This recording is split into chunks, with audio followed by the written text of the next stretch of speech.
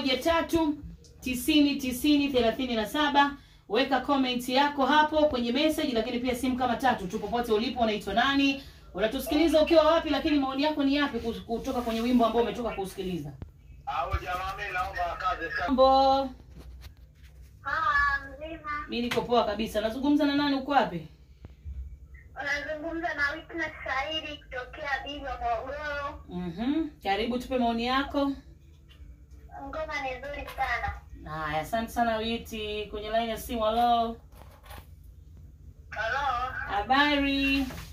Habari kwema, habari za studio. Studio safi kabisa. Tunazungumza na nani, uko wapi?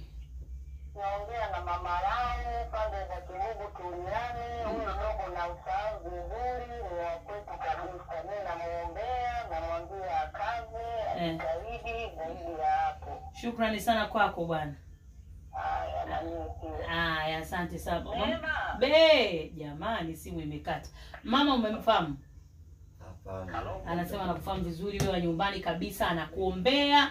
Ameniita jina alafu simu ikakata. Kwenye line ya hello. Halo. Mambo. Poa vipi dada? Safi kabisa. Tunazungumza na nani? Unaongea na fundi ujenzi Steven Naso Mkepa kutoka pande za Ngwali dada. Karibu sana bana. Track umepokeaje? Dada ni track iko vizuri sana. Yaani ngoma mimi hapa mwenyewe niko juu, mpaka nimeshuka hata chini bwana. Haya bwana. Asante sana kwako bwana. Asante mama ambaye alinipigia simu. Alafu ni mama, unajua mtu mzima kabisa na ana enjoy muziki mzuri alipo. Sabati basi imekata, lakini sijaona tu namba yake ni ipi kwa sababu simu zinaingia nyingi. Wengi wamepongeza, wana enjoy, wamesikiliza na lewa ya Daiza akiwa na Dogo Elisha. Mtu ambaye ameipenda nyimbo anaipataje pia hii? Nyimbo zangu ziko YouTube. Hadi tayari shapanda. Daiza MC. Nadhani ukiandika na lewa pale. Mapema sana unaipata. Okay. Mitandao yote ya kijamii Daiza MC.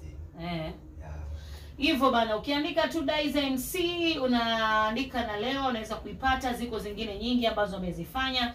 Unachotakiwa ni kuendelea tu kumfuatilia kupitia mitandao yake mbalimbali ya kijamii. Morogoro alikumisi, watu wana enjoy. Una nini unatamani kuzungumza nao? Mimi nawaombea sana na waniombee sana, dua zao ndio kila kitu kwangu.